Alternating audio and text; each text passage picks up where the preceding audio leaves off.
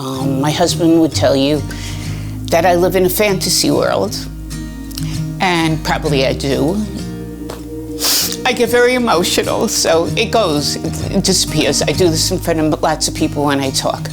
Anyhow, I have been in the garment center or involved in fashion my entire life.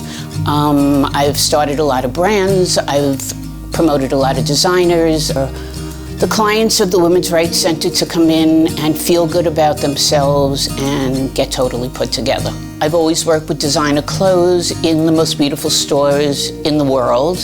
I think that my whole career was based on doing this now in my life.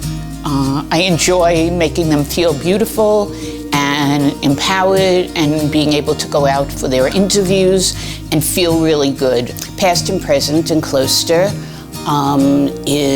probably supplies a good deal of our clothes as well.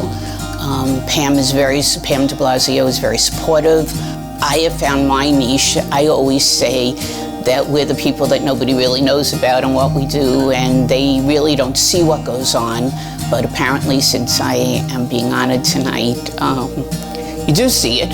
Everybody that I have worked with, the little bit I've worked with people here, are all fantastic. And everybody wants the same thing, to empower these women, to make them feel good about themselves, to make them feel that they count and they're being seen.